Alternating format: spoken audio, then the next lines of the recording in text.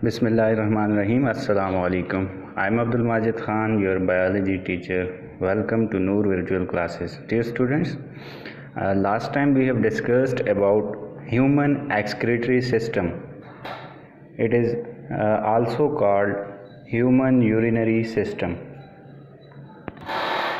Human urinary system. And we have discussed about the components of human excretory system or urinary system. The main component or main organ of this system is a pair of kidneys,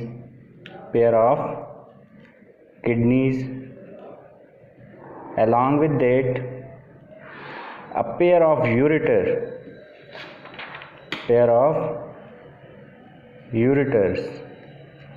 each ureter connected with each kidney. We have discussed the function of kidneys, that is urine formation, and the function of ureter, the tubules, was to carry urine from kidneys to urinary bladder. So the excretory system or urinary system has its third component, that is a urinary bladder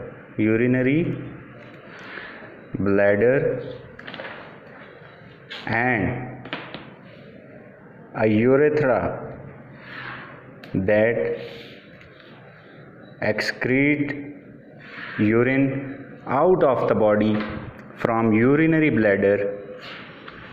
This is the function of urethra, and the function of urinary bladder was to store urine temporarily for some times. We have discussed the parameter that how much urine a urinary bladder can store. Then we have discussed the main component, the main organ of excretory system, that is kidney. We have discussed the external structure of kidneys. In external structure, we talked about its size, that is 10 centimeter long, 5 centimeter wide and 4 centimeter thick. And then we have discussed the number. So in our body, 2 kidneys are present. Kidneys are 2 in number. After that, we talked about color, that is darkish brown.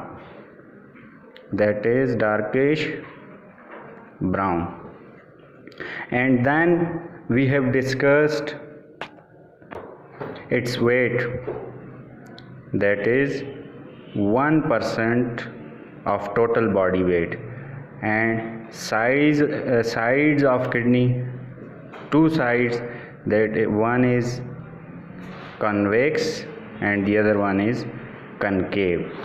Then we have discussed the other point, that is hilus, the depression area on the concave side, that is called hilus. And after that we have discussed about its membrane, that is called peritoneum membrane of kidneys is called peritoneum membrane. And with each kidney, we are talking about external structure, a ureter is connected. So this was about the external structure of kidneys. Now today our topic is internal structure of kidney, that if we dissect a kidney, then we see that there are 2 regions in the kidney.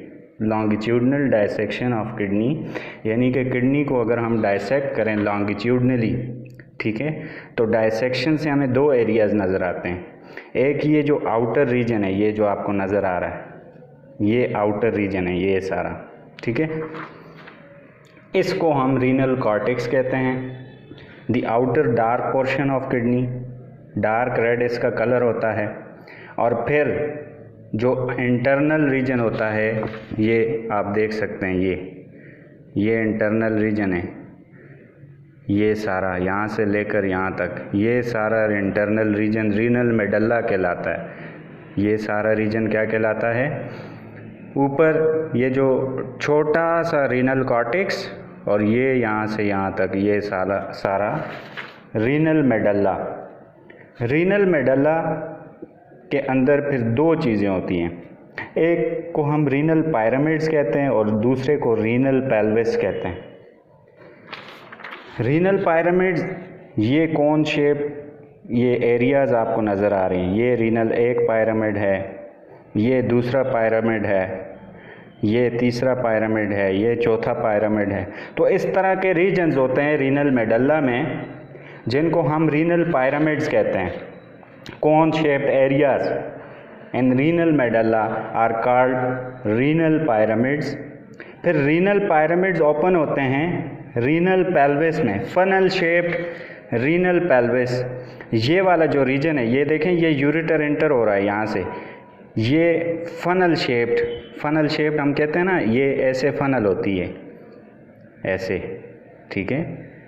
तो ये funnel shaped ये जो area है इसको renal pelvis कहते हैं। यहाँ से ये रीनल पेल्विस क्लियर हो गया। अब renal pelvis is the base of ureter, यानी कि यूरेटर जहाँ से स्टार्ट होता है, ये यूरेटर है। यूरेटर की जो बेस है, बेस जहाँ से स्टार्ट होता है, जहाँ से ओरिजिनेट होता है यूरेटर, इसको हम रीनल पेल्विस कहते हैं। फिर अगर हम इंटरनल स्ट्रक्चर को नेकेड आई से देखें तो हमें ये दो रीजन्स नज़र आते हैं, renal cortex, renal pyramid. Renal cortex dark outer portion है, डार्क रेड इसका कलर होता है, और रीनल मेडल्ला जो है इसका कलर की अगर हम बात करें तो पेल, यानी कि लाइट रेडिश, पेल रेडिश सा कलर होता है इसका। और इसमें ये दो रीजन्स होते हैं, रीनल पिरामिड्स कोन शेप्ड एरियाज और renal pelvis funnel shaped areas. और रीनल पेल्विस जो है ये यूरेटर की बेस है। ये चार बातें होंगी। फिर अगर हम माइक्रोस्कोपिक स्ट्रक्चर देखें किडनीज़ का, ठीक है, तो किडनीज़ का जो माइक्रोस्कोपिक स्ट्रक्चर है ये देखें, ये छोटा सा एरिया इसको जूम किया हुआ है, यानी कि माइक्रोस्कोप के थ्रू अगर देखा जाए तो ये आपको ये चीज़ें नज़र आती हैं, यानी कि इनसे किडनीज़ बनी होती है। इनको हम स्ट्रक्चरल और फंक्शनल यूनिट कहते हैं किडनी का, यानी कि किडनी का जो फंक्शन है फिल्ट्रेशन वो भी यही परफॉर्म करते हैं। और जो किडनी है उसमें बहुत सारे ये मिल के किडनी की स्ट्रक्चर बनाते हैं जिसको हम नेफ्रॉन कहते हैं। So nephron is the functional unit of kidney. Kidney का जो काम है फिल्ट्रेशन वो इस स्ट्रक्चर में होता है जिसको हम नेफ्रॉन कहते हैं। तो नेफ्रॉन के बारे में हम बात करते हैं, नेफ्रॉन क्या होता है, ठीक है। नेफ्रॉन की स्ट्रक्चर को हम ज़रा देखते हैं, फिर नेक्स्ट लेक्चर में हम डिटेल से फंक्शनिंग के बारे में देखेंगे, जो इसका फंक्शन है किडनी का और इसके फंक्शनल यूनिट नेफ्रॉन में होता है। तो उस फंक्शन से पहले हमें इसकी स्ट्रक्चर को समझना होगा। अब एक किडनी में, in each kidney over 1 million nephrons are present, यानी कि 1 मिलियन से ज़ायद, 10 लाख से ज़ायद नेफ्रॉन्स एक किडनी में होते हैं। स्ट्रक्चर की अगर बात की जाए तो इसमें दो चीज़ें होती हैं, एक को हम रीनल कॉर्पसल कहते हैं। नेफ्रॉन के अंदर दो चीज़ें होती हैं, एक तो ये जो आपको ट्यूब्स नज़र आ रही हैं, इन ट्यूब्स को हम रीनल ट्यूब्यूल कहते हैं। ट्यूब्यूल मतलब छोटी tubes, renal related to kidney, हर चीज़ को हम इस टर्म से रिकग्नाइज करते हैं, ठीक है। Renal artery, renal vein, renal medulla, यानी कि किडनी की आर्टरी, किडनी की वेन, किडनी का रीजन, रीनल कॉर्टेक्स, ये इसी तरह रीनल ट्यूब्यूल। और एक रीजन तो ये हो गया, एक चीज़ तो ये होगी नेफ्रॉन में, नेफ्रॉन के स्ट्रक्चर की हम बात कर रहे हैं।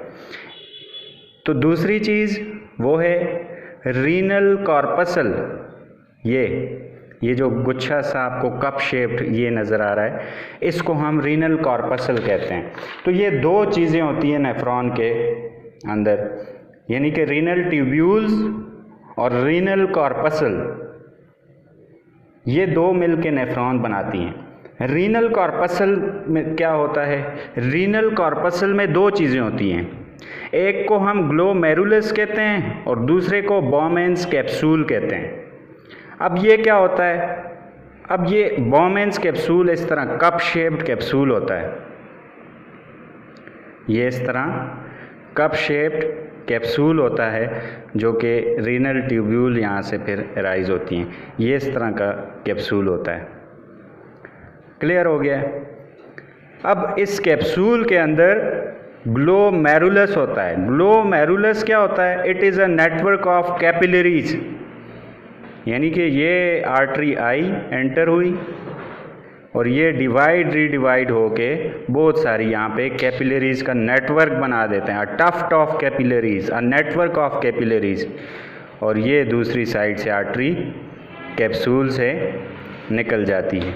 ये एक साइंटिस्ट था जिसके नाम पे इसका नाम रखा गया इस कप शेप्ड स्ट्रक्चर का, बॉमेंस कैप्सूल, जिसने फर्स्ट टाइम इसको डिस्कवर किया था। अब जहाँ पे फिल्ट्रेशन होती है वो नेक्स्ट टॉपिक में हम डिस्कस करेंगे कैसे होती है। अभी आपने जहन में ये रखना है कि नेफ्रॉन के अंदर दो चीज़ें होती हैं, renal corpuscle and renal tubule.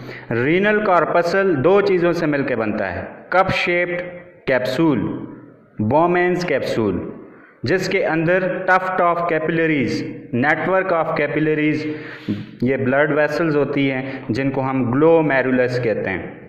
तो ये दो चीज़ें होगी। फिर दूसरा पार्ट नेफ्रॉन का स्टार्ट होता है, यहाँ पे आप देखें, ये तो रीनल कॉर्पसल की बात होगी। अब हम रीनल ट्यूब्यूल्स की बात करेंगे, ठीक हो गया? तो रीनल ट्यूब्यूल की अगर हम बात करें तो इसमें तीन रीजन्स हैं, इसमें तीन रीजन्स हैं।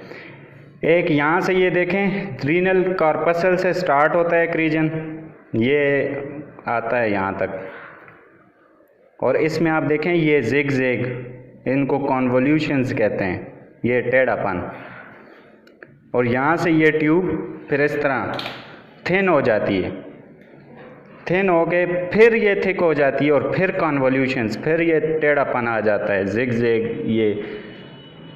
तो ये तीन रीजन्स जो कि क्लियरली विजिबल हैं, ये नेफ्रॉन के अंदर होते हैं। तो वन बाय वन इनको हम डिस्कस करते हैं। जो पहला रीजन है, जैसा कि मैंने आपको बताया, ये पहला रीजन, इसको प्रॉक्सिमल कन्वोल्यूटेड ट्यूब्यूल कहते हैं। प्रॉक्सिमल का मतलब होता है फर्स्ट, पहले, यानी कि रीनल कॉर्पसल के बाद जो पहला हिस्सा है ट्यूब्यूल का, उसको हम प्रॉक्सिमल ट्यूब्यूल कहते हैं, क्योंकि ये कॉन्वोल्यूटेड होता है, इसमें टेढ़ापन ज़्यादा होता है, इसीलिए इनको हम कॉन्वोल्यूटेड ट्यूब्यूल कहते हैं। So these tubules, proximal convoluted tubule, this is the first portion of renal tubule. Renal tubule का फर्स्ट सेगमेंट है। अब नेक्स्ट लेक्चर में हम इसी के लिहाज से इसकी फंक्शनिंग देखेंगे कि रीनल ट्यूब्यूल में फिल्ट्रेशन कैसे होती है, फिर दूसरे पार्ट में कैसे होती है, फिर तीसरे पार्ट में कैसे होती है। तो स्ट्रक्चर को समझना ज़रूरी है। फिर दूसरा पार्ट स्टार्ट होता है, रीनल ट्यूब्यूल का दूसरा पार्ट, लूप ऑफ हेनले। ये एक साइंटिस्ट था जिसके नाम पे इसका नाम रखा गया। ये लूप है, लूप, ये देखें, यू शेप्ड लूप है, और साइंटिस्ट के नाम पे इसका नाम हेनले रखा गया, तो इसको लूप ऑफ हेनले कहा जाता है। इसका मेन फंक्शन है इसकी फिल्ट्रेशन के प्रोसेस के अंदर, वो हम आगे डिस्कस करेंगे। तो loop of Henle is U shaped portion of nephron that is next to proximal convoluted tubule। proximal convoluted के बाद ये U shaped portion आता है नेफ्रॉन का, U shaped tubule आता है, जिसको हम loop of Henle कहते हैं। फिर third portion, last portion renal tubule का स्टार्ट होता है, जिसको हम डिस्टल कन्वोल्यूटेड ट्यूब्यूल कहते हैं। कन्वोल्यूटेड ट्यूब्यूल इसलिए कहते हैं क्योंकि इनमें ये टेढ़ापन, ये जिग-जैग सी स्ट्रक्चर है, इसीलिए इसको कन्वोल्यूटेड ट्यूब्यूल कहते हैं। डिस्टल क्यों कहते हैं? क्योंकि ये देखें दूर है, डिस्टेंट, दूर है रीनल कॉर्पसल से, रीनल कॉर्पसल के करीब, यानी कि रीनल कॉर्पसल से जो फिल्ट्रेट है वो पहले प्रॉक्सिमल में जाएगा। जिसमें पहले जाता है ट्यूब में उसको हम प्रॉक्सिमल कहते हैं, जिसमें सबसे बाद में आएगा उसको हम डिस्टल कन्वोल्यूटेड ट्यूब्यूल कहते हैं। अब ये लास्ट पोर्शन है रीनल ट्यूब्यूल का, या आप कह सकते हैं कि it is the also the last portion of nephron. अब डिस्टल कन्वोल्यूटेड ट्यूब्यूल बहुत सारे नेफ्रॉन्स के एक सिंगल कलेक्टिंग डक्ट में ओपन होते हैं। ये आप देखें, ये कलेक्टिंग डक्ट है, ये एक नेफ्रॉन का डिस्टल कन्वोल्यूटेड ट्यूब्यूल इसमें ओपन हुआ। इसी तरह यहाँ पे दूसरी नेफ्रॉन का इसमें ओपन होगा, इधर से तीसरे नेफ्रॉन का इस कलेक्टिंग डक्ट में ये कलेक्ट करता है, इसीलिए इसको कलेक्टिंग डक्ट या कलेक्टिंग ट्यूब कहते हैं। तो इनमें यानी कि एक कलेक्टिंग डक्ट में बहुत सारे नेफ्रॉन्स की डिस्टल कन्वोल्यूटेड ट्यूब ओपन होती है और फिर बहुत सारी कलेक्टिंग डक्ट्स मिलके पैपिलरी डक्ट्स, बड़ी डक्ट्स बनाती हैं, जो कि फिल्ट्रेट को ड्रेन करता है या यूरिन को ड्रेन करता है रीनल पेल्विस में, यानी कि यूरेटर की बेस में। ठीक है, फॉर एग्ज़ाम्पल यहाँ पे आप देखें पिरामिड, रीनल पिरामिड, इस एरिया में नेफ्रॉन है, नेफ्रॉन से बहुत सारे नेफ्रॉन से ये रीनल कलेक्टिंग डक्ट ओपन होती है पैपिलरी डक्ट, और पैपिलरी डक्ट ये पेल्विस में, और पेल्विस से यूरेटर से होते हुए यूरिनरी ब्लैडर में ड्रेन हो जाता है यूरिन। तो आज हमने क्या देखा? इंटरनल स्ट्रक्चर किडनी के बारे में देखा। इंटरनल स्ट्रक्चर को अगर हम नेकेड आई से देखें तो दो रीजन्स किडनी के नज़र आते हैं। एक को हम रीनल कॉर्टेक्स कहते हैं जो कि आउटर रीजन है, इसका डार्क रेड कलर होता है, और दूसरे को हम रीनल मेडल्ला कहते हैं जो कि नेक्स्ट पोर्शन है, अंदर वाला पोर्शन है, पेल रेडिश इसका कलर होता है, और इसके अंदर दो चीज़ें होती हैं, रीनल पिरामिड्स और renal pelvis. Renal pyramids renal pelvis में ओपन होती हैं। यहाँ पे ये आपको रीनल पिरामिड, ये एरिया नज़र आ रहा है, इसमें बहुत सारे हमने बात की नेफ्रॉन्स होते हैं, और ये रीनल पेल्विस के अंदर ये पिरामिड्स ओपन होती हैं और रीनल पेल्विस जॉइन करते हैं आगे, यानी कि यूरेटर की बेस है। ठीक है, यूरेटर में मिल जाते हैं।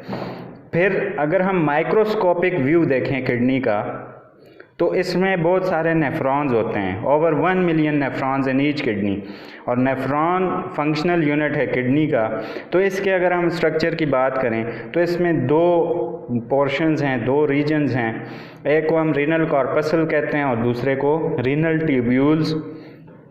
रीनल कॉर्पसल की बात करें तो इसमें दो चीज़ें हैं, एक ग्लोमेरुलस और दूसरा बोमेन्स कैप्सूल। ये कप शेप्ड कैप्सूल है जिसको हम ग्लोमेरुलस कहते हैं, बोमेन्स कैप्सूल कहते हैं, जो कि इनक्लोज करता है ग्लोमेरुलस को, और ग्लोमेरुलस टफ्ट ऑफ कैपिलरी या नेटवर्क ऑफ कैपिलरीज है। फिर रीनल ट्यूब्यूल की हमने बात की, तो रीनल ट्यूब्यूल के अंदर 3 रीजन्स होते हैं। एक को हम प्रॉक्सिमल कन्वोल्यूटेड ट्यूब्यूल कहते हैं, फर्स्ट पोर्शन है रीनल ट्यूब्यूल का। फिर इसके बाद स्टार्ट होता है लूप ऑफ हेनले, ये यू शेप्ड पोर्शन है। फिर डिस्टल कन्वोल्यूटेड ट्यूब्यूल स्टार्ट होता है, लास्ट पोर्शन स्टार्ट होता है रीनल ट्यूब्यूल का, और बहुत सारे नेफ्रॉन्स के डिस्टल कन्वोल्यूटेड ट्यूब्यूल्स ओपन होते हैं एक डक्ट में जिसको हम कलेक्टिंग डक्ट कहते हैं, और फिर बहुत सारी कलेक्टिंग डक्ट्स मिलके पैपिलरी डक्ट्स बनाते हैं जो कि रीनल पेल्विस में जाके गिरते हैं या जाके ड्रेन होते हैं। अब आपका जो आज का होमवर्क है Draw the labeled diagram of nephron and also name its parts. पहले तो ये डायग्राम आप बनाएंगे नेफ्रॉन की, ठीक है, इसको लेबल करके बनाना है। फिर इसके बाद आपने जैसे रीनल ट्यूब्यूल, रीनल कॉर्पसल में कौन कौन सी चीज़ें हैं, रीनल ट्यूब्यूल में कौन कौन सी चीज़ें हैं, ये आपने लिख के मुझे भेज देना है। If you have any question you are welcome to ask in comment box. Thank you. अल्लाह हाफिज़।